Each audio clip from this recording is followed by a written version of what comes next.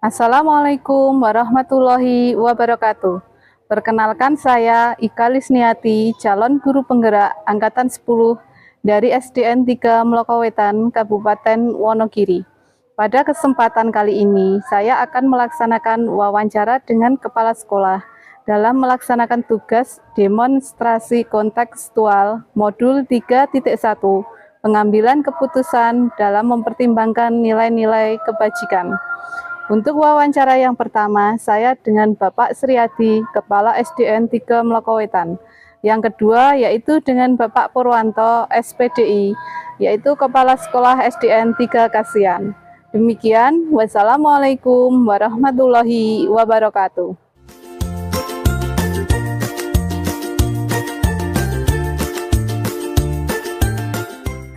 Selamat siang Pak Sri. Ya, Bu, selamat siang.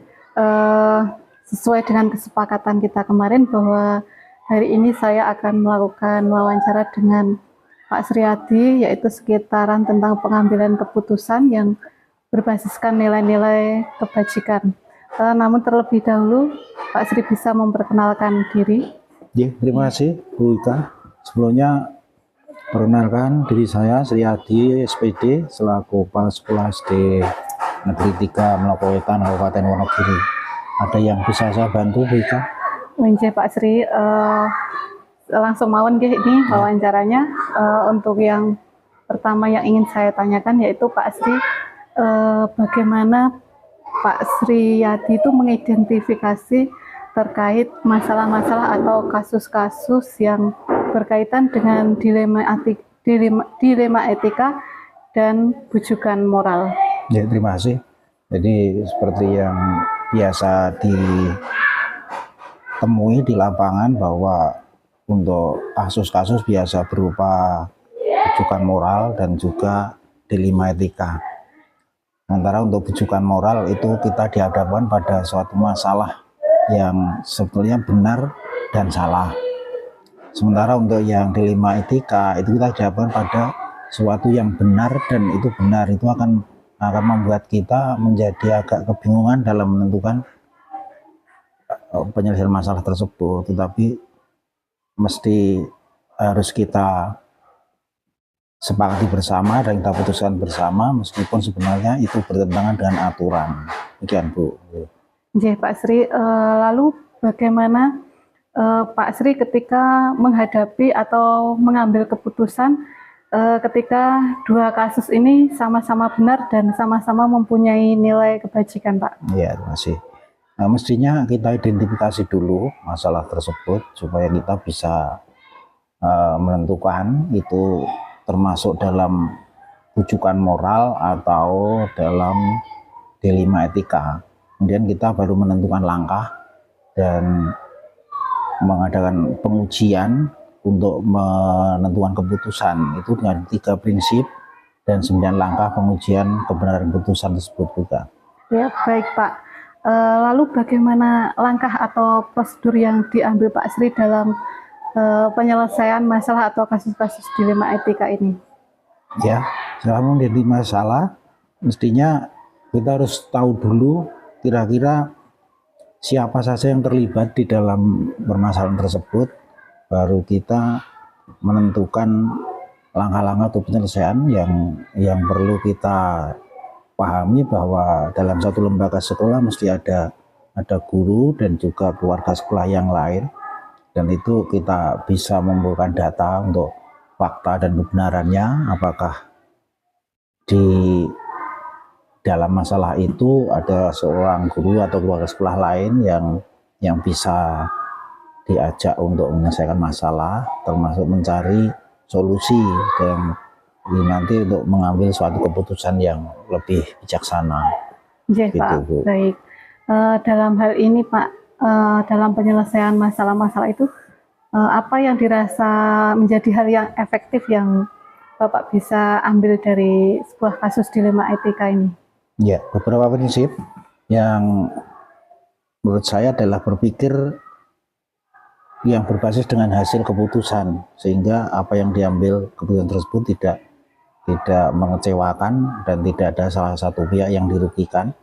dan kemudian berorientasi pada aturan yang ada. Artinya kita suatu lembaga mesti ada aturan yang baku, dan itu mengutamakan rasa kepedulian terhadap sesama keluarga di suatu lembaga, dan juga memperhatikan dampak jangka panjangnya. Karena dalam melakukan diskusi atau wawancara ataupun penggalian fakta dari teman-teman di sekolah dan juga keluarga yang lain akan lebih bisa menentukan arah mengambil keputusan. Oke, Pak. Untuk yang selanjutnya, Pak, ini adakah tantangan yang dirasakan Pak Sri dalam menyelesaikan kasus-kasus atau tantangan dalam mengambil keputusan dari permasalahan yang mungkin pernah dihadapi Pak Sri? Ya, tentu saja suatu masalah akan banyak kita temui masalah lain, tapi yang jelas untuk penyelesaian masalah ini saya berharap pada saat penyelesaian masalah tidak akan memunculkan masalah baru. Artinya semua tetap berpegang teguh dengan nilai-nilai aturan yang berlaku, baik itu secara moral maupun secara kedinasan. Itu, Bu. Baik Pak Sri, untuk selanjutnya yang ingin saya tanyakan yaitu tentang tata kelola waktu atau prosedur. Adakah jadwal dalam istilahnya kita menyelesaikan masalah itu, adakah atau langsung seketika di tempat, atau kita Pak Sri mempunyai jadwal khusus dalam menyelesaikan atau mengambil keputusan ini? Ya, ini tergantung dari sejauh mana pentingnya melibatkan pihak lain. Ketika permasalahan itu bisa diselesaikan secara intern dalam satu lembaga, maka tidak menutup kemungkinan untuk segera diselesaikan. Tapi kalau memang dipandang perlu untuk melibatkan dari lembaga lain, kita bisa jadwalkan sesuai dengan kebutuhan. Gitu. Baik Pak Sri, sampai saat ini mungkin ada faktor atau orang yang dirasa membantu dalam Pak Sri melakukan penyelesaian masalah atau pengambilan keputusan dilema etika ini, Pak? Iya benar, Bu. Jadi dalam satu lembaga di sekolah terutama ada kepala sekolah, ada dewan guru, juga ada keluarga sekolah yang lain, maka menurut saya ini perlu dilibatkan, karena dalam penyelesaian masalah tersebut kita tetap berorientasi pada sosial dan juga nilai-nilai moral yang ada di dalam lembaga tersebut. Ya, Pak Sri, sekiranya dari pengambilan keputusan ini, adakah pelajaran yang dapat dipetik oleh Pak Sri sesuai pengalaman Pak Sri sekian tahun menjadi kepala sekolah ini? Ya, banyak, Bu, nilai kebaikan diri yang ini perlu kita tanamkan dalam diri kita sebagai di negara tentunya, karena prinsip-prinsip pengambilan keputusan mestinya kita tidak harus mengambil keputusan itu secara pribadi atau sepihak, dan ini perlu adanya musyawarah atau melibatkan pihak-pihak lain di dalam satu lembaga tersebut. Maka langkah-langkah pengambilan tersebut akan lebih bijaksana daripada seorang kepala sekolah atau guru mengambil keputusan secara pribadi atau sepihak. Demikian, Bu. Baik Pak Sri, dari wawancara ini tadi dapat saya simpulkan bahwa dalam pengambilan keputusan tentang dilema etika atau masalah-masalah yang dihadapi di sekolah ini, saya rasa Pak Sri sudah menggunakan 4 paradigma dan 3 prinsip serta 9 langkah pengujian dalam pengambilan keputusan. Ya, benar, saya rasa wawancara sudah cukup buat saya, Pak. Setelah ini saya mohon pamit. Saya ucapkan terima kasih banyak telah meluangkan waktu untuk saya. Semoga keputusan-keputusan yang diambil Pak Sri ini berdampak jangka panjang untuk kemajuan sekolah kita, nggih Pak, tentunya. Amin, terima kasih, Bu. Ya. Demikian wawancara dari saya. Terima kasih banyak Pak Sri. Ya, sama-sama, Bu. Mudah-mudahan bermanfaat untuk kita semua. Amin. Semoga sukses selalu. Amin. Sehat selalu nggih Pak Sri. Amin.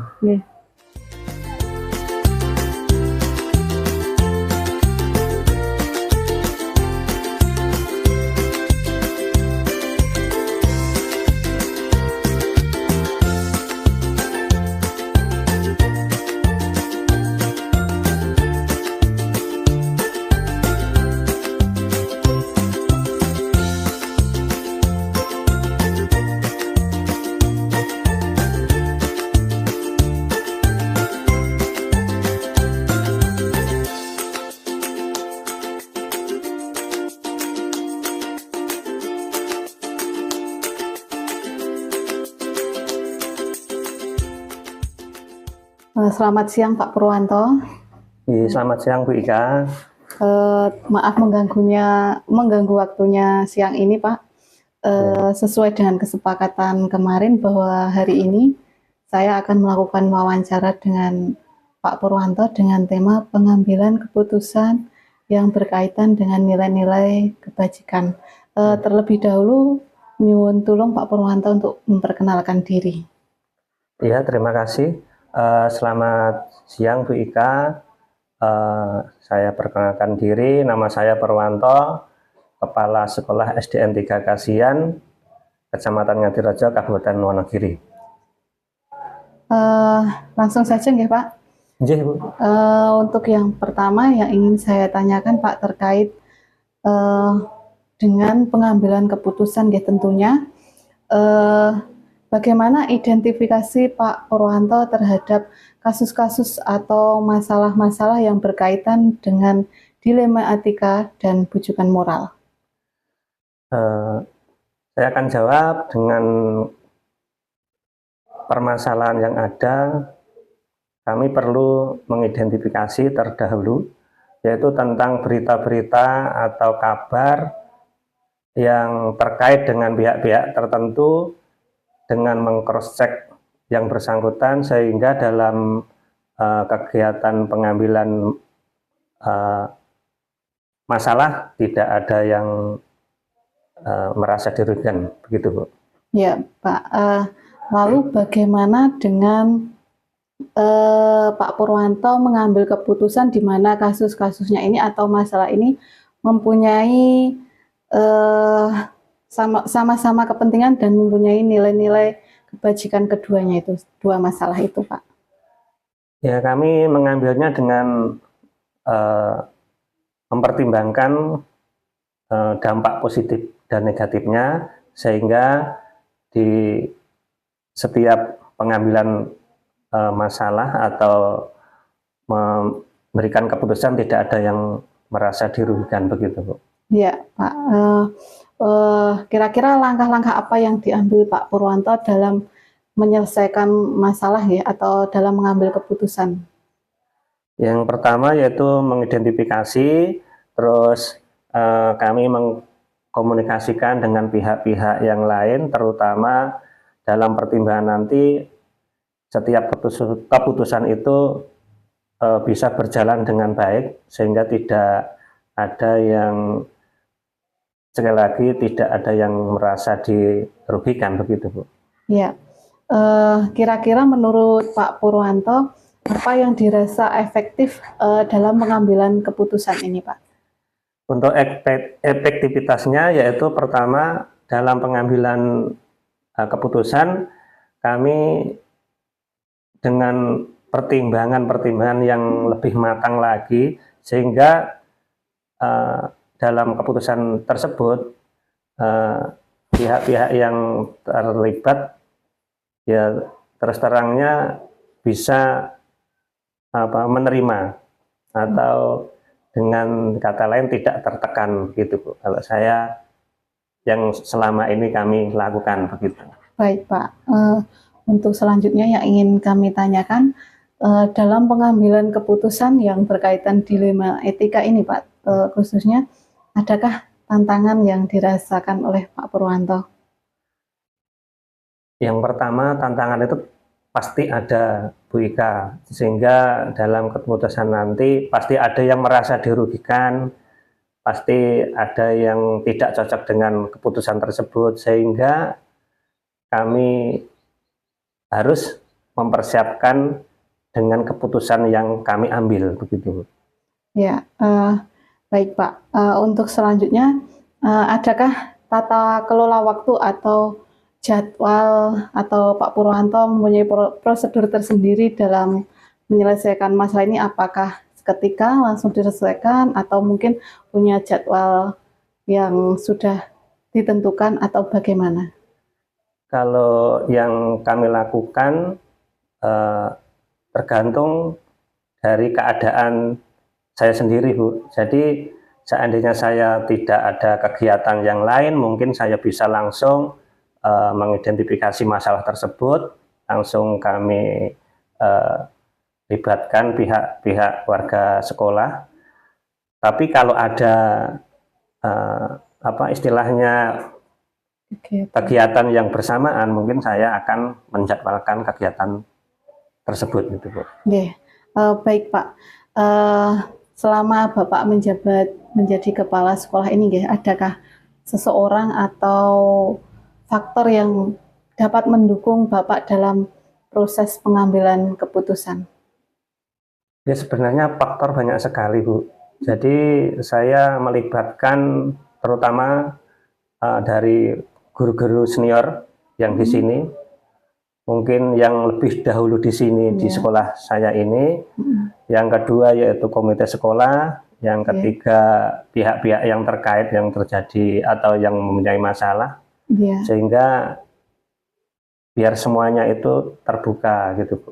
Oh iya, Bapak dari proses pengambilan keputusan ini ya Pak, yang berkaitan dengan dilema etika, tentunya ada pembelajaran yang Bapak petik, kalau boleh tahu napa niku nggih Pak, yang pembelajaran yang sudah didapatkan Pak Pur selama menjadi kepala sekolah? Ya, mungkin saya akan lebih mendalami atau lebih mengerti, atau istilahnya saya tahu karakter-karakter terutama rekan kerja di sekolah kami. Jadi sehingga dalam kegiatan pengambilan keputusan, istilahnya saya tidak samakan karena setiap orang mempunyai karakter yang berbeda gitu. Oh iya. Terima kasih Bapak, dapat kami simpulkan ya bahwa dari wawancara ini tadi Pak Purwanto sudah melakukan sebuah proses pengambilan keputusan itu dengan menggunakan 4 paradigma, 3 prinsip, dan 9 langkah pengujian pengambilan keputusan. Semoga kedepannya Pak Purwanto dengan keputusan yang sudah diambil ini dapat memajukan sekolah ini sesuai dengan harapan Pak Purwanto. Begitu nggih Pak nggih? Ya, insya Allah bisa berjalan, Bu, lebih baik lagi daripada yang sebelumnya begitu. Amin. Saya rasa wawancara saya cukup hari ini. Saya ucapkan terima kasih untuk Pak Purwanto telah meluangkan waktunya untuk saya nggih Pak nggih. Nggih makaten, saya pamit undur diri. Nggih. Selamat siang nggih Pak. Terima kasih. Selamat siang, Bu, sama-sama. Nggih, sehat selalu nggih Pak.